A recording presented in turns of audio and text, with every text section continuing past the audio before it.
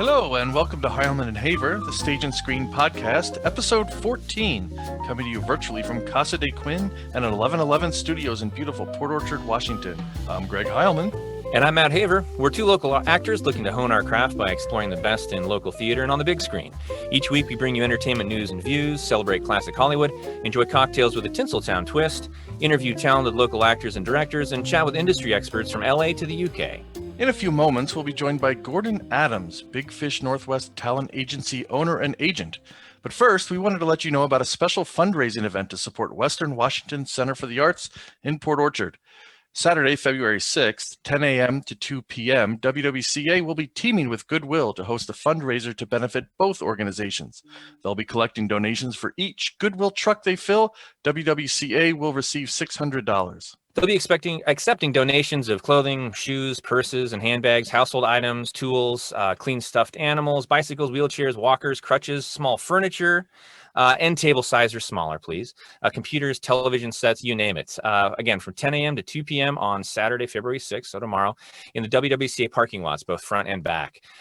Even if your garage is spick and span, come by and you can make a cash donation or make something online and support local theater during this very challenging time for them. Again, so that's tomorrow, Saturday, February 6th, from 10 to 2. And don't forget, it's 2021, and that means Heilman and Haver can now be heard weekly. We've got a great lineup planned for this month, so be sure to tune in every Friday for a new episode. Coming up next week, Friday, February 12th, we'll be joined by composer Nick Dolan. Nick is an award-winning film composer and music educator whose experience includes working as a music supervisor, arranger, songwriter, and orchestrator. Nick has had the privilege of working with filmmakers from all around the world and with clients including Paramount Pictures, Cartoon Network, Bravo, MTV, NBC, E!, Lifetime, Hallmark, and so much more. And now we're pleased to be joined by someone who also knows a thing or two about showbiz, Gordon Adams. Gordon has been the agent owner of Big Fish Northwest Talent since 2001. After completing an M.F.A. in theater arts and working in some regional theater productions, he joined Big Fish Northwest Talent and was put to the task of opening their Seattle division. Along with his business partner, Becky Reilly, and today's fantastic team of Melissa Baldauf, Taylor-Reinhart, and Elyse Sevener, Gordon has been a part of thousands of projects in and around the Pacific Northwest. He proudly oversees the representation of hundreds of Pacific Northwest talent for principal character work, extra work, and promotion and live events, including working films ranging from indies to theater blockbusters, regional and national commercials, training videos, gaming, voiceovers, and many other projects. And he joins us from his home today in the South Sound. Gordon, welcome. Welcome to the show, Gordon. Thanks. Good to see you, Greg. Hi, Matt. So, Gordon, you've got a BA in Theater Arts from Eastern Oregon University and an MFA from University of Idaho, then went on to join Big Fish and open their Seattle branch. And you've also taught theater arts and communications at the college level. But it all had to start somewhere. I mean, that's quite a number of accomplishments. Where did it all start for you? When did you first know that you wanted to get into the performing arts? And when did you first know you wanted a career in the arts? Well, thanks for having me, guys. First of all, I'm really pleased to be here and really looking forward to our time together. And so, yeah, it's I guess for me, people coming into this profession in a lot of different ways.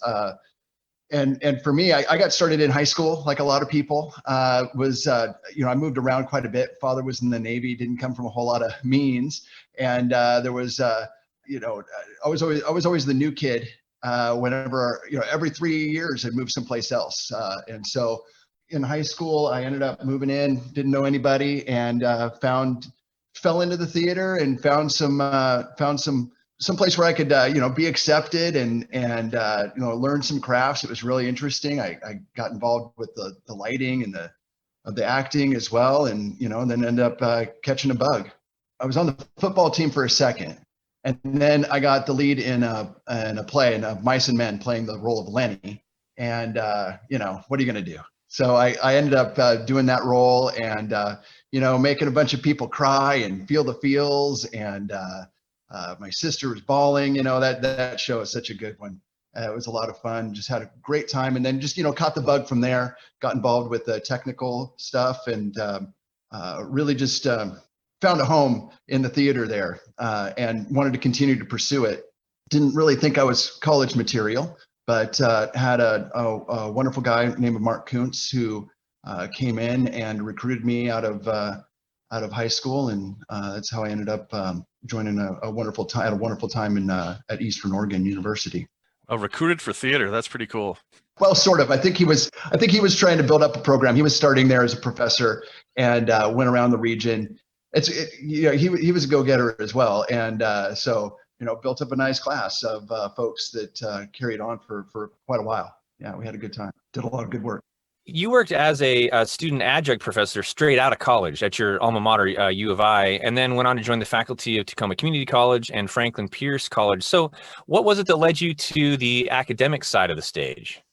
Well, in grad school, one of the things we're doing is, you're learning about those sorts of things. I was never, by the way, on the faculty. I was an adjunct professor, and so that's not it's like a wannabe professor mostly. I mean, you were doing intro type of works and helping out the professors, but so I definitely was a professor, but wasn't part of the faculty or anything like that. It was, but what led me there was getting my grad work. We would be a grad student, and so I was teaching, intro to theater to a couple hundred people at a time. It was fun, and have a couple of good stories about that. And got involved teaching intro to theater, and then went on to teach more communications types of courses. Public speaking was always wonderful. Did that for a long time. That was one of my favorites. And interpersonal communications, all these sorts of intro level courses that are so wonderful and important, and really enjoyed that. So I guess that came about through the grad work. It was just something I fell into, and helped supplement. What is it that you want to do when you're in your 20s and you've got education, and so it was one of those. It was a job, and I was able to fall into that and do a lot of work. It was one of the many jobs that I had all at the same time, because you got to hustle when you're trying to figure it all out. It's interesting. You mentioned public speaking, and so Matt's got a radio background. I've got in my various jobs, I've had a ton of public speaking experience. We're both late to the game kind of actors, but there's not a huge departure from any of those to public speaking to acting. You're in front of a crowd, kind of playing a role.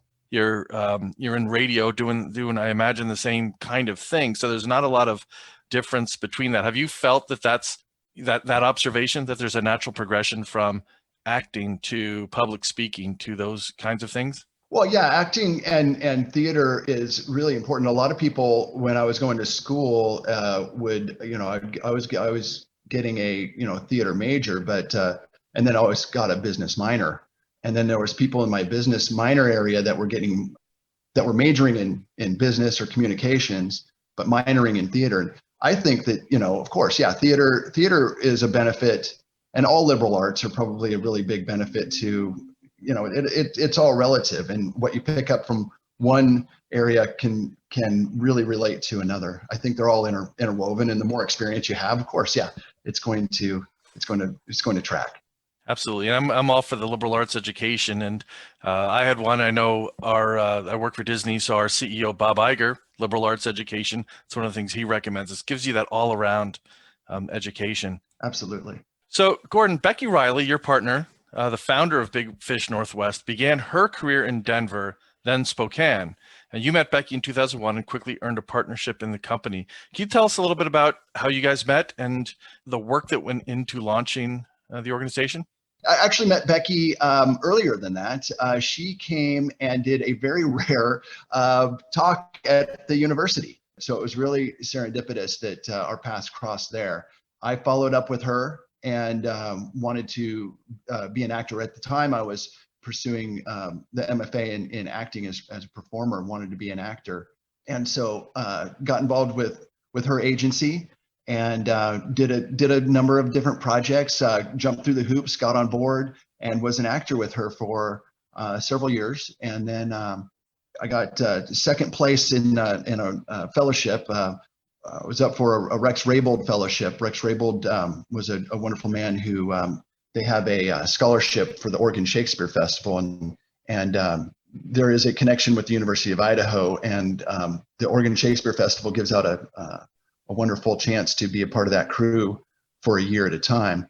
And so it was me and a couple other guys, and gosh, I got second place. And oftentimes second place turns out to be really the right place for me. And sometimes that's the way it happens. So I didn't get the OSF scholarship, but I ended up going to the Tacoma Actors Guild and landed in Tacoma, studying under a wonderful Pat Patton, who was the artistic director from, there's relations there with the Oregon Shakespeare Festival. We did a lot of work. And so I was an actor there, did a number of projects with some folks that I still connect with. And God, they worked me hard. They really did. And I kind of got the actor beat out of me, and didn't I sort of had enough. I went around and did a few things. I was good, but I wasn't that great. And a number of the people that I was with seemed to be really great. I felt like I couldn't sing is really what it was. I tried to be able to sing. I tried that, but turns out I just don't have it. I think it's just magic. I've tried, I really have. I've been in musicals and done those sorts of things, but I got around to talking with a few people, and acting is a hard gig. It's not for everybody. Lord knows I tried. But at the time I wanted, it turns out I just wanted a couple different things. I've got my parents were in the military, and there's actually not a whole lot. Well, there's a lot of things different from the theater to the military, but one of those things is not the work ethic. You really have to put a lot of work in. And then also, you're not your own boss in terms of where you're going to live necessarily. Not all the time, right? If you're a regional actor, then you're going where the work is, and the work only lasts like 6 weeks if you're lucky, sometimes. And so I just, there was a couple of those things I was looking at. I wanted something different, and so I got an idea that I would go and I would speak with Becky, who was in a different market, Becky Reilly. And I went and I talked to her and I said, hey, what do you think about expanding your business and to the Seattle area? And she says, I've got goosebumps. Let's do it. And so there we did. And we started in 2001 in like about June or something. We were just starting to dust off the shingle and put it out. And then 9/11 happened. And I just happened to be at her place. We were doing some work, getting all the systems up and running. And that's when 9/11 happened. And so we started off stumbling out of the gate, so to speak. I mean, the industry really took a nosedive then, like many did. So, but it also, forever tied us together. And we've just hit it off and have been going ever since. I think if you're a born entertainer, if you're a born performer, if it's in your blood, whether you end up acting, quote unquote, for a living or not, you do find your way into industries that are ancillary or somehow connected to performing. Myself in radio, Greg works for Disney, you're now an agent. And I just think that's great that people find ways to be involved in an industry that they obviously love, no matter where their life and career paths take them. Yeah, I think that's right. I feel blessed. I don't think everybody's lucky enough to do that. I think that there's a lot of people who, end up doing other things that aren't in their, passions, or their passions change, and that's okay. I think just because you get a degree in something that shouldn't define who and what you do, but it can help. Yeah, absolutely. So when someone thinks of talent agent, quote unquote, a lot of images come to mind, and a lot of them come from show business. You've got the vested cigar chomping pitchman type, the silver tongue promoter in the 3-piece suit. People think Ari Gold from Entourage, BB Glazer from Frasier. Now those are obviously caricatures. The term, call my agent, talk to my agent, thrown around a lot. Show me the money on the big screen, small screen. I wonder how much we actually know as consumers about what an agent or a talent representative truly does. So how do you define an agent's role in the entertainment industry? Yeah, that's a great question. I think that's those caricatures. I've never met anybody like that, in my travels, and those might be in larger markets. Perhaps those characters exist. Some of those qualities, those outgoing qualities, are good, but then there's other qualities that are, there's people. It's easy to do a good job when you're not trying to take advantage of people, and so a lot of those caricatures always felt to me like they were not a good representation of what it is that an agent's trying to do. It works for some people, I guess. It's never really worked for me. For me, it's about helping people, and both our clients and the talent that we represent come together to make it, the best case scenario. It's not, there's some benefits to be doing the thing and going out there and, getting tickets to shows or something, but I'm too busy to be, shooting tequila with, with people and whatever these sorts of things are. Of course, I don't make the big dollars that these people do. So, I think that agents in different markets it might be a different colorful existence. I know that there's others, I never really wanted to chase it too much in LA or New York. I was kind of always familiar with the Northwest. I, for a long time, thought that I could land anywhere on the I-5 corridor from Eugene to Vancouver, BC, and I'd be happy. I just like this area. I've done a couple of rounds in LA and just ended up with a bad taste because of some of these industry types. There's a lot of folks that you, not only in the acting industry or in the showbiz industry, there's people to avoid. And there's gimmicks and games and I never really wanted some of that. I just want to do good work, connecting people for good projects. So you're pulling together, you're representing the actors, and if you're doing a good job for the actor, then you're doing the right job, whatever that might be. And so that could entail trying to get work for these people, relationship building. It depends on where you're at in the as you're on the arc of an agency, right? We weren't always the big agency that we are now.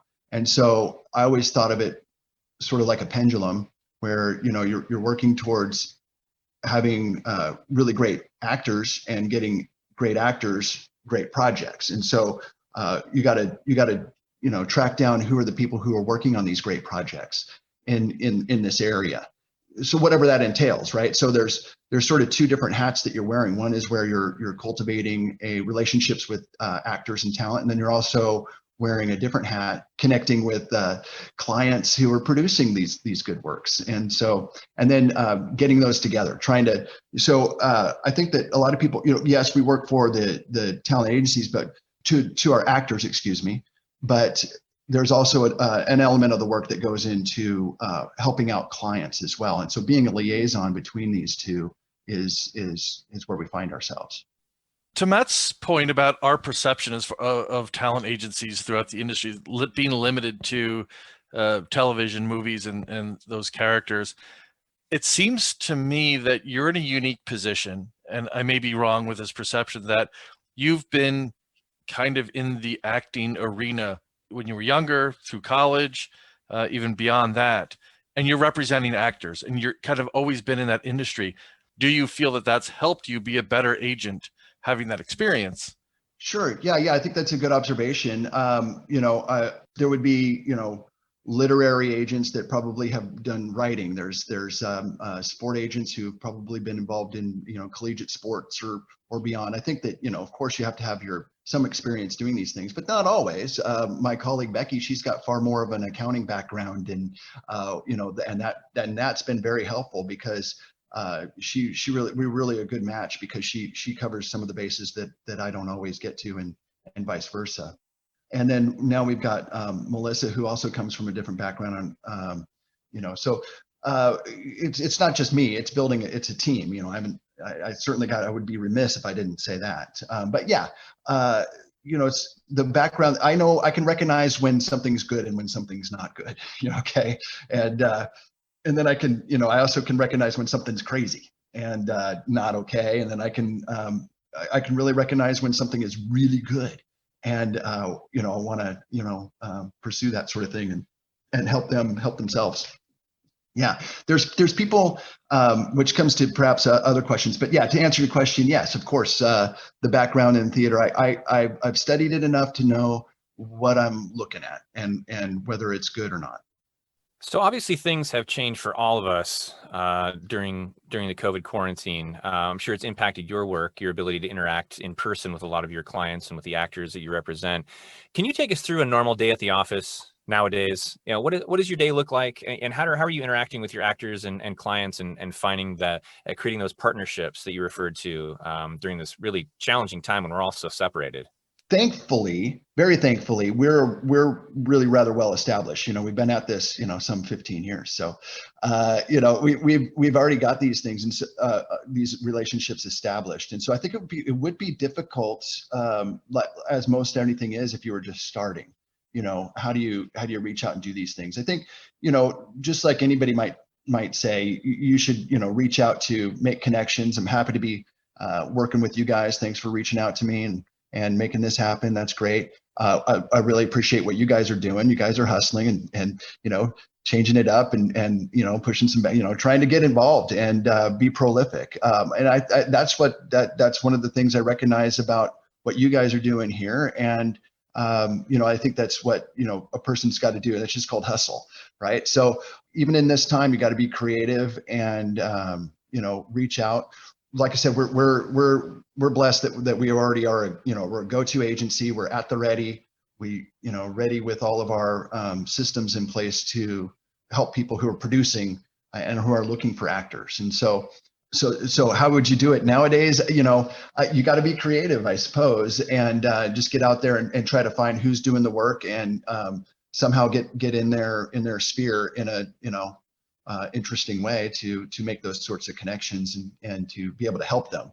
How we did it in the past was, you'd actually go to, different things. You have to be social, get out there and do things. One of the first things I did when I was starting Big Fish was I would go around to people's offices when people had offices, right? I'd go around with I'd get a little beta fish and I'd attach a hook to it with my business card.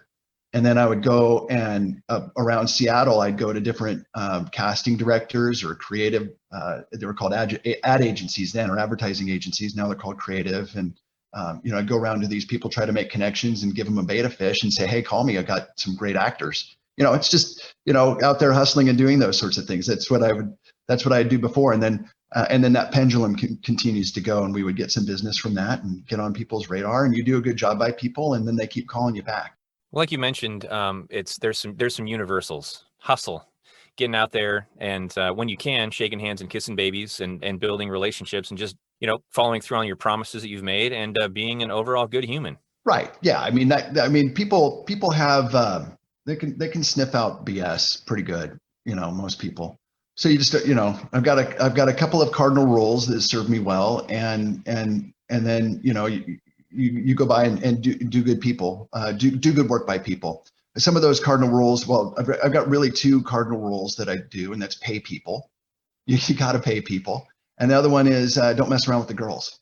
That's both of those things. If you take a wrong step in those, then you're not going to last long. So you got to have respect for people and hustle and do good by them, and not without some hurdles, but you got to be an optimist. You got to be, it's like what I'll tell my son nowadays, or tell anybody. You have to be positive. There's two roads that you can go by, and if you're a negative person or not an optimist, then that road always seems to tend to go downwards. But if you're always looking up and an optimist about what it could be and dreaming big, it doesn't always happen, but you know what? Sometimes it does. And I've been very, very blessed and fortunate to be able to do a number of fancy dances around doing some really good work by people. And I'm a cheerleader for my folks in the background, just really excited to be able to put some of these things together for them. And so it's been a wonderful ride, and very pleased with how it's gone. Oh, geez, the things you've put together for the people you represent. I was reading through that. It reads like a veritable laundry list. On-camera projects, commercials, industrial films, feature films, major motion pictures, training videos, voiceover, print, still photography. It's just a ton of great stuff. Which of those mediums have traditionally kept you the most busy before COVID, and has that changed during COVID? Yeah, it's awesome. I get to, I just sent out an invoice for project 4,545. Wow. But no, I've been involved in one way or another with over 4,500 different projects. Really tickled. Now, again, it's a team effort. I haven't done all of this, but it's definitely there. And that is, I'm also looking at some numbers. That's over 18,000 line items of different actors getting jobs.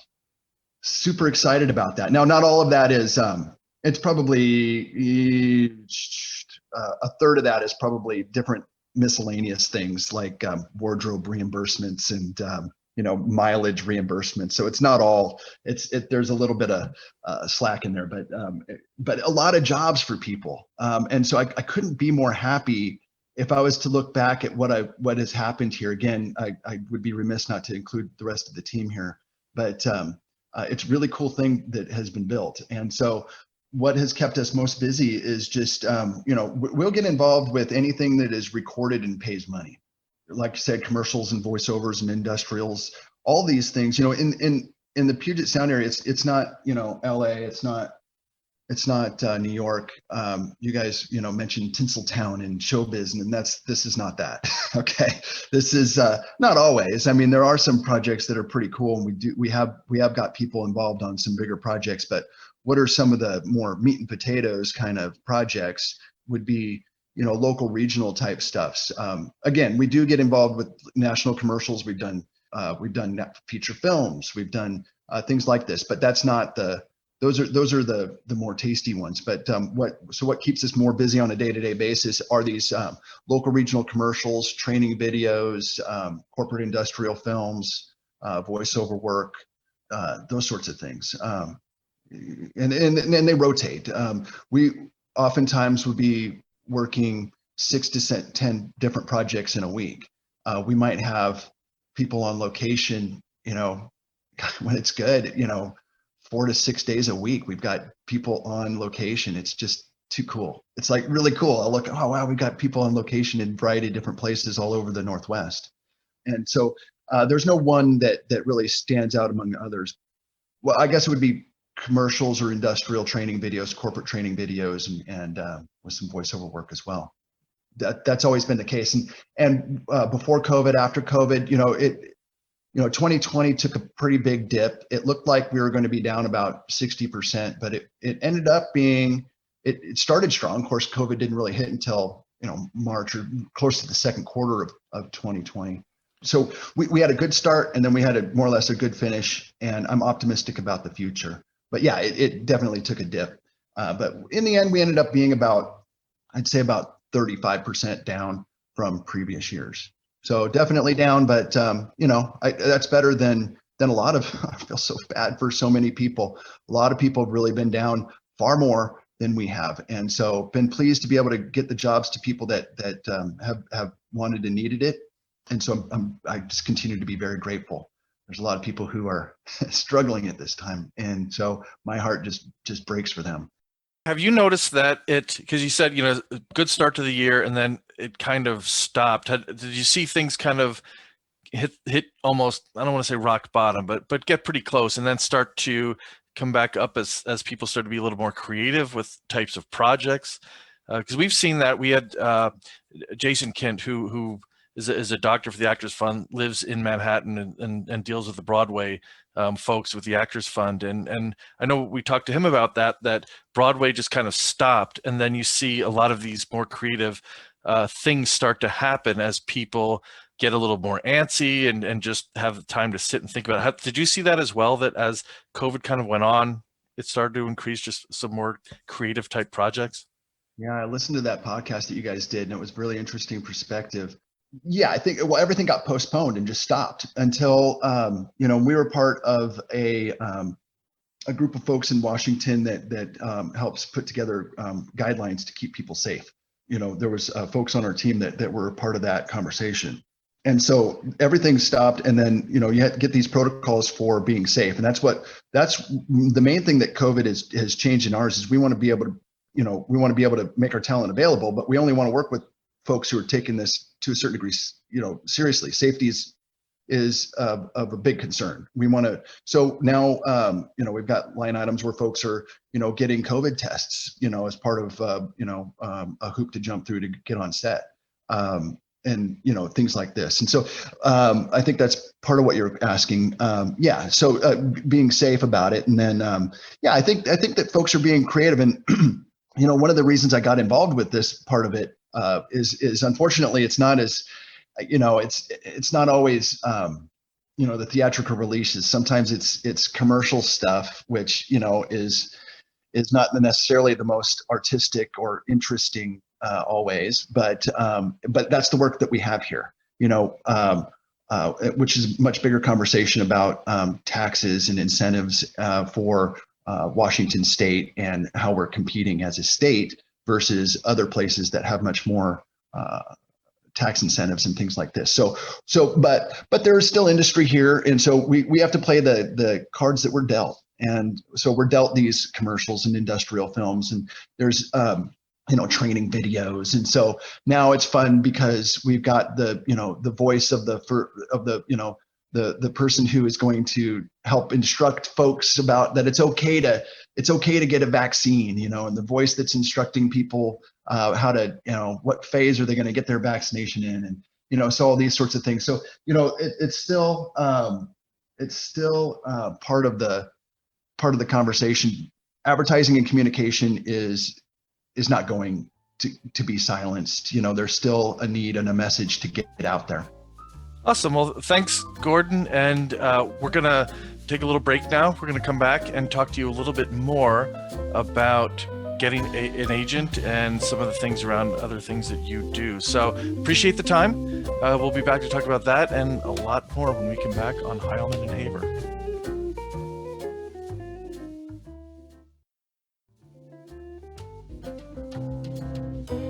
Welcome back to Heilman and Haver. Today is February 5th, the birthday of Michael Mann, director, writer, and producer, best known for Heat and Last of the Mohicans.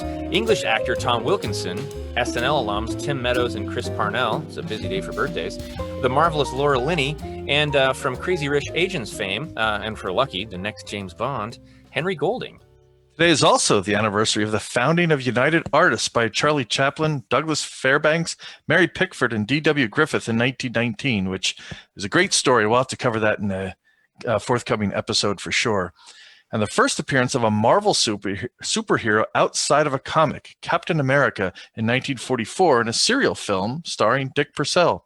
And in 1953, Walt Disney's Peter Pan opened at the Roxy Theater in New York City. And of course, behind every successful actor and producer and director and animator throughout history, there's been the loyal agent. Today, we're glad to be joined by agent representative from Big Fish Northwest, Gordon Adams. We spent some time getting to know Gordon in our first segment, and now we've got a few questions for him about the nuts and bolts of landing an agent. So, Gordon, again, thanks so much for being with us. For someone just starting out, but getting more serious about acting or another of the fields like voice work or print modeling that Big Fish specializes in, what steps do they need to take to land an agent? Do they need to have a certain amount of experience to be considered by an agency like yours? Right. Yes and no. It sort of depends what we're looking for. For the most part, yes. Now we're at a point in our agency where we've got some higher hoops to get into for folks who are wanting to be a part of this. But it sort of depends on the role and the character a little bit. Yeah. So for professional actor, yes, we're going to need some experience. You can't always just walk into these things. It wasn't always that way. But nowadays we have a pretty high bar of folks. You need to be really good. Yeah. And you only get, a lot of people aren't necessarily natural at doing these sorts of things. So it continually is and I don't want to set the bar so high that you can't get in there. It's not, everybody doesn't need to be A-list, first, you don't have to be top tier necessarily. It helps. Okay. But there's still lower tier things, and you got to get experience. And so, and we're always looking for new people because just, people move away, life happens, people age out of things and move along.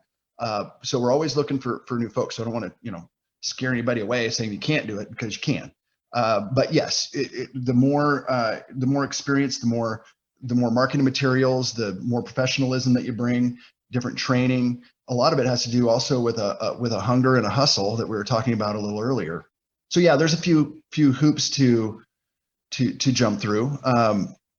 Sometimes though, we're looking for folks that may not have the experience. Sometimes there's roles, especially now with more and more diversity, which is wonderful. The more and more diversity, sometimes that doesn't always translate to folks who have formal training or anything like that. And so it sort of depends. We're going to meet a person where they're at, but you have to look at the demographics also. If you're in a demographic that is, oversaturated or highly represented, that has a whole lot of competition, then yeah, you're going to need to have shinier marketing materials, more experience, that sort of thing. If you are in a demographic that's less represented, that doesn't have as much competition, then yeah, those things are important, but you're probably, the bar's a little bit lower. So you mentioned marketing materials, and I assume, I think of an artist with a portfolio or something like that. For this sort of thing, are you referring to collateral such as a promo reel for a voiceover artist, or headshots for a model actor, or something like that? And then follow up, if once you have someone that you're representing, do you work with them to improve those and kind of build that marketing collateral that you're then going to, show to a studio or some other industry rep? Yes and yes to both those. Yeah, we need all those things, and then we need folks to have all those sort of things together. And the better quality, the higher quality, the better. Now, some people are just starting, and we get that. And then there's some people. So there's a variety of different things you need. You need marketing materials, headshots, resumes, voiceover stuff. So all these sorts of things are standard that you just have to have in order to get into our systems, because now we can push people into these different auditions, but we're trying to get as many auditions for folks as possible through our clients, our casting directors, independent producers, creatives, but we're also not trying to waste their time. And so we need to know that you as an actor are ready to go and are going to show up and do the best job for yourself and for us, for everybody, and for our clients too. We want a win-win-win situation happening. And so having the best quality images, having those sorts of things are going to help us, quote unquote, sell you to the clients that are going to say yes or no to having you on board. And that's just to get the door open. So you need marketing materials. You also need to be professional. There's online tools and systems that are out there that you'll need to be part of. And yes, we'll certainly point you in the right direction, but we don't have there's no in-house school here. There's no in-house photography. These are things that we rely on you to make happen in your own business. Those are expenses that you need to take care of. There are other agencies out there that, I'm not going to, name names or throw anybody under the bus or anything, but there are places out there that don't always do it this way. And they're not necessarily wrong in what they're doing, but we in our structure here don't make money unless you do. And so we want you to do the best, and we're gonna tell you where we think you need. So we're gonna come at you with some, okay, this is no good. A little bit of positive criticism. Some roses and thorns. This is good. This is not. You need to work here. You need to work there. Shore up your strengths. And it's all those little things that. And attention to details and different hoops that you have to go through to make that sort of thing happen. Does that answer your question? Yeah, and we talked about, you mentioned some of the tools that an artist can have at their disposal to be taken seriously, not only by your agency, but then further on down the road by the prospective client, prospective person who's going to be hiring them. Let's talk a little bit about personal qualities. What personal qualities make a talent easy for you to book in your experience? Or to put it another way, what characteristics maybe are these media companies and producers, casting directors looking for with as much competition out there in the talent in 2021? Well, there's different levels of what you're saying, I suppose. We've all know there's professionalism and just doing the job and showing up, and then there's the craft. Okay, and that's two different things. Okay, so there's the just like in what we're talking about here, we're talking about acting, right? So you have to be a good actor and get into that character. So those traits and what that character might bring are different from what you as a professional might bring. Okay, so perhaps I know in my life it's been true that there have been people who are phenomenal actors but can't get it together professionally, and so they just kind of spin their wheels and get into a tailspin and nothing comes of it. There is something to be said about people who are professional who can do all these little things, get it together, put themselves in a position to win. And okay, you might not have the acting chops, but you're working on it. And so those are the types of folks, the hustle, the professionalism is what I'm getting at, being on time, not being, you'll shoot yourself in the foot. People who are probably listening to this are probably folks who are trying to better themselves and get to a place where they, are professional about it, right? It takes practice, just like a musician. You gotta practice. And so, your craft, and then also the business of it, getting there. So traits, the hustle, being on time, all the things that your dad probably, hopefully told you, or that, you just, that come in there, be on time, follow up, send thank you notes, all these little things that help as a professional. Now, getting all the materials together, updating your stats, a lot of these things are dated now and are all digital. Do you have your digital house in order? And all these things almost every day, it's sort of death by a thousand cuts to a certain degree, but there's always something to do. One of the things that was so wonderful and terrible about acting is that it's bottomless and endless. I remember we're doing character studies, and you can never get to the bottom of that character, right? And that's the case with yourself too in your professional business. There's always something to be improved. And then how you get in there. Once you get in there, okay, how is the, how did my audition go? And just, always self-analytical, I guess, and to make yourself better. And, don't give yourself a hard time about it. Don't beat yourself up about it, but, in a healthy way, go, okay, what are my strengths? What are my weaknesses? Identifying those sorts of things are important sort of thing for an actor that we're looking to be a part of. If you're not professional, you're like no call, no show. That's you do that twice and you're not going to have a job anywhere. So, these are the sorts of things that we're looking for. There's horror stories all the time about people doing things they shouldn't have, and that'll sink your ship pretty quick. But then there's also good stories about being in the right place at the right time. Comes back to what I've heard about luck. Maybe you have too. Luck is there's not really a luck. It's hard work and being prolific. Just going out there and doing a bunch of stuff. And something's going to pop most likely. And those two paths that we talked about, being optimistic and being negative, most of the negative roads lead down. If you don't even don't start that way, it's not going to go for you. But if you're positive and you put yourself in a position to win, then I guess those are, we can talk more specifics and nuts and bolts about it. Happy to, but generally speaking, that's the gist of it. Well, speaking of positivity, we had an actor on Sarah Summers late last year in 2020, actor down in the Southern California area, and she's been able to go out and we talked about representation with her during the interview, and she's been able to go out and land some commercial work and some other things by herself without representation. However, she says she's gotten to the point where there's just so much time to go out and look at things and try to line them up that she's considering going towards getting some representation in an agent. So obviously there's an advantage as far as time goes, I imagine, with representation and having someone being able to help out in that regard. How scalable is it to do it yourself, and what are the benefits to getting representation, maybe in addition to the time that it takes to land some things and go out and look at what's out there? I think that doing it yourself is something that sort of could be done. I think it's, but I don't know if I'd recommend it. I mean, we're actors. A lot of times are the yes and people, and then your agent should be the yes but people. Okay, so as an actor, if you're representing yourself, there's a fine line between you got to really be the yes person. Yes, I want the role. Yes, I want to do this. Yes, yes, yes. But an agent's going to be, okay, yes, that sounds great, but what about this, and this? And so there's industry standards. We've done hundreds, if not thousands, of these projects in this industry.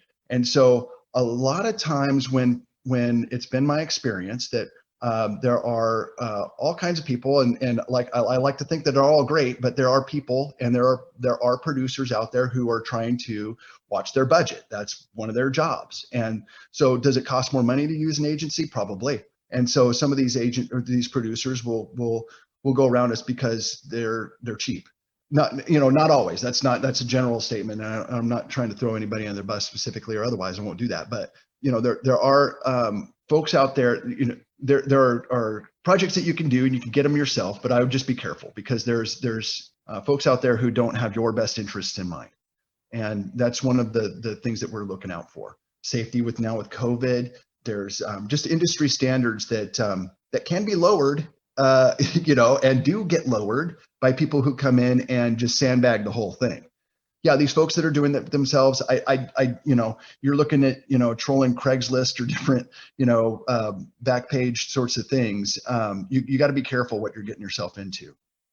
Just like we protect our clients from folks that are not professional, we also protect our talent from organizations that aren't professional. Okay, and those exist. And so that's just one of the many reasons. Are you getting industry standards? Unless you have a whole lot of experience, then maybe not, but it's possible. It certainly is. I don't want to say it can't happen, but I think that you would be spinning your wheels quite a bit. There's casting directors that just won't deal with self-represented actors. They have to be having agents. And so I think you're limiting yourself if you're trying to do it, yourself.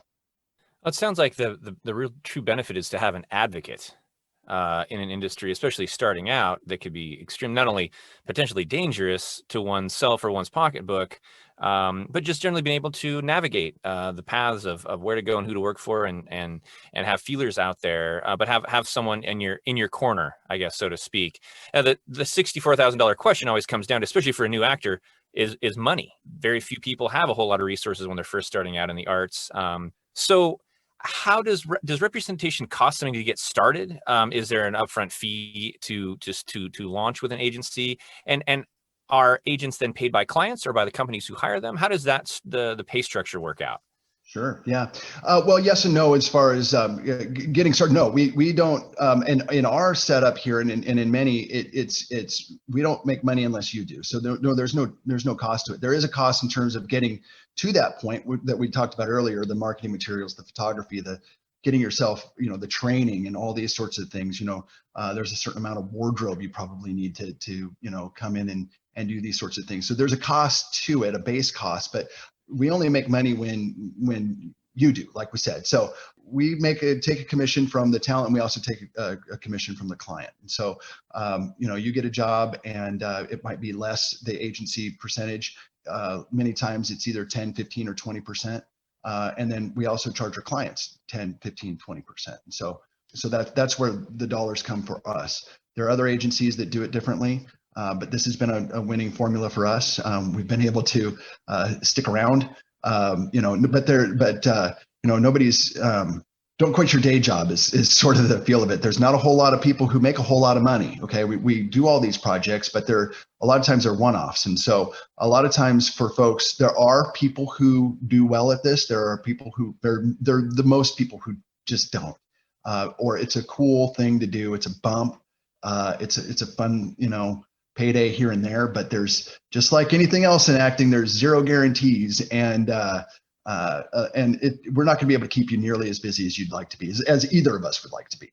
We want you to get work, we want to have the work, but in reality, the reality of that is just it isn't there. And so I hope that answers the question. We all want more work and more money, but sometimes it's just not there, especially in this market. It's solid enough to keep us busy, and we love it.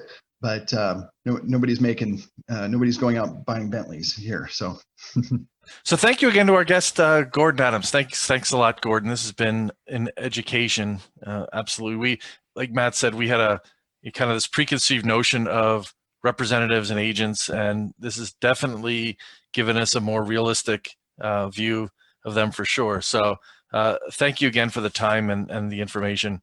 And you can find out more about Gordon and Big Fish Northwest on their website, bigfishnw.com, and on Facebook at BigFishNW Talent Representation, and on Twitter at BigFishNW Talent. We'll have all of these in the show notes, so you don't have to worry about misspelling or remembering them. So join us next Friday, the 12th, and we'll be joined by award-winning film composer and music educator Nick Dolan. And don't forget to bring your donations down to WWCA tomorrow, Saturday, February 6th from 10 to 2, 521 Bay Street in Port Orchard. And thanks for your support. And remember, Heilman and Haver can now be heard every week. You can find us on iTunes, YouTube, Amazon Podcasts, iHeartRadio, and Spotify. And if you enjoy the show, please make sure to follow us and share the podcast with a friend or three. We'd love to hear from you, so please join the conversation on Facebook and email us with thoughts and comments at heilmanandhaver@gmail.com. And until the footlights come back up, thanks again for supporting local theater and for joining us right here on Heilman and Haver.